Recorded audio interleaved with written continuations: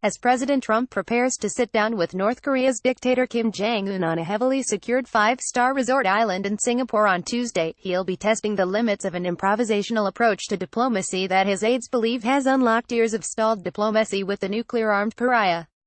For those who have known the president for years, his handling of the North Korea summit has been trademark Trump, focused on immediate personal and tactical advantage, often in the face of established, strategic wisdom. You have someone coming from an entirely different discipline and industry and trying to look at long-standing sclerotic problems that nobody's been able to dig out of. Kellyanne Conway, a close aide to Trump, told Time. During the campaign, Trump scandalized conservative foreign policy circles by saying he would have no problem speaking directly to Kim. He remained open to talks with Kim, even after Barack Obama warned him in a closed-door meeting 2 days winning the election that North Korea would be his top foreign policy challenge. But then, over the summer, Trump goaded North Korea by threatening fire and fury if Kim continued nuclear and missile tests and arresting Americans living in North Korea, and other provocative actions. Against the advice of his aides, prodded Kim personally, calling him "Rocket Man" in a speech before the United National General Assembly in September and adding little to the epithet in tweets. Now in Singapore, Trump has said he would walk away from the meeting if he senses Kim isn't serious about giving up his nuclear weapons. "I think within the first minute I'll know," Trump said as he left Canada for Singapore on Saturday. "I feel that Kim Jong-un wants to do something great for his people and he has that opportunity and he won't have that opportunity again." It's that same instinct that led Trump to unexpectedly agree to meet Kim in the first place. On March 8, 2018, a South Korean envoy rushed to Washington with a message so urgent and sensitive it needed to be delivered in person. North Korea's young dictator, Kim Jong-un, wanted to meet President Trump as soon as possible. The door to the Oval Office clicked shut. President Donald Trump turned to the handful of senior advisors gathered in front of him and jutted out his chin in what aides have come to recognize as a sign that he's about to say something provocative. "I'm inclined to do it," Trump said. "What do you think?" There were a million reasons to say no, and as the South Korean envoy cooled his heels across the hall in the large, windowless Roosevelt Room, Trump's aides took turns listing them, according to two U.S. officials briefed on the meeting. For years, the U.S. had refused to reward North Korea's treaty-violating pursuit of nuclear weapons and intercontinental ballistic missiles. A face-to-face meeting would seem to do just that. Moreover, with little time to plan tactics and strategy, or demand concessions, there was no way to tell what Kim might give up in return. Worst of all, if talks proved that there could be no diplomatic solution to the standoff, then military conflict, even nuclear war, would become more likely. But in a matter of minutes, Trump had made up his mind. By quickly saying yes to a meeting, the president thought he would test Kim's intentions and put him off balance, explained a close aide. With the decision made, Trump invited the South Korean diplomat, National Security Advisor Chung Eui-yang, and the rest of the delegation from Seoul to the Oval Office.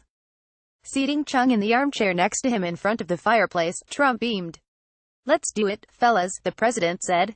Trump wasn't done surprising his staff or his South Korean guests that day. He had, in some ways, internalized the concerns of his aides. Chung had assured Trump that Kim was open to giving up his nukes, wouldn't object to U.S.-Korean military exercises, and promised to stop nuclear and missile tests. But none of that was in writing. Trump wanted to protect himself. So as he sat with Chung, Trump made a surprise tactical move. "Here's an idea, how about you make the announcement?" Trump said, according to the officials. For Chung, it was a disorienting moment. Jet-lagged from the 14-hour flight, he had expected to meet only with NSC staff on his first day in D.C. It would go against decades of diplomatic protocol for an ally to speak on behalf of the American president. But Trump had seen on television that Chung and his team were meeting next door in the Eisenhower Executive Office building and had insisted Chung be brought to him immediately. "Why the hell are they not coming to see me?" Trump asked. As White House aides helped draft a statement for Chung to read, Chung stepped out of the Oval to call his boss, South Korean President Moon Jae-in, 7,000 miles away in Seoul to get approval. Just after 7 p.m. that night, 2 hours after delivering the message from Kim, Chung walked in front of cameras and microphones in the West Wing driveway and announced Trump had agreed to meet Kim.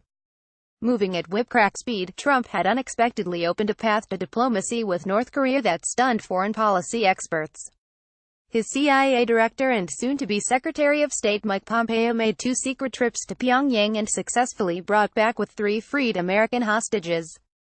Asked on May 9 if he deserved the Nobel Peace Prize, Trump replied, "Everyone thinks so, but I would never say it." But the reverie was short-lived. Late one Wednesday night at the end of May, Trump's national security team huddled with him in the White House to tell him a North Korean official had called Vice President Mike Pence a political dummy and threatened a nuclear showdown. On top of that, the delegation he'd sent to Singapore to hammer out the summit details had been stood up and there had been radio silence from North Korea for more than a week. It was starting to look like a summit would be a diplomatic and public relations disaster for Trump. Observers suggested that Kim had played the inexperienced real estate magnate. Kim had sprinted to gain road mobile medium-range missiles and what appeared to be a fusion bomb in the summer of 2017. And it turned out he was capable of deft diplomacy as well. After directly threatening the U.S. and Trump himself, Kim had deftly pivoted to extend his hand to South Korea in an offer of peace. After receiving the news, Trump decided to sleep on it. He had just returned to the White House late on a Wednesday night, May 23, after raising $5 million for his re-election fund in New York City and railing against the dangers of MS-13 gang members on Long Island. He'd been up early that day tweeting out allegations that the FBI spied on his campaign. The next morning, after firing off 2 tweets alleging the FBI sent a spy to infiltrate his presidential campaign, Trump personally dictated a partly wistful, partly threatening letter to Kim canceling the summit, calling Kim His Excellency, pointedly hoping not to have to use America's so massive and powerful nuclear capabilities. Trump's letter appears to have worked. Just over a week later, North Korea's No. 2 official, Kim Yong-chul, walked into the Oval Office and personally presented Trump with a much bigger letter, and the summit was back on. For Trump in particular, the danger is that he is approaching this almost as a reality show. Different seasons, it's on, it's off, said Jeff Prescott, a former senior National Security Council official under President Obama. He's thinking about the short-term benefit he could get from the pageantry of the summit itself and could lose sight of the substance of the threat. Kim wants to be seen on equal footing with the U.S. and, ultimately, secure a guarantee that the U.S. won't attack and will eventually leave the Korean peninsula.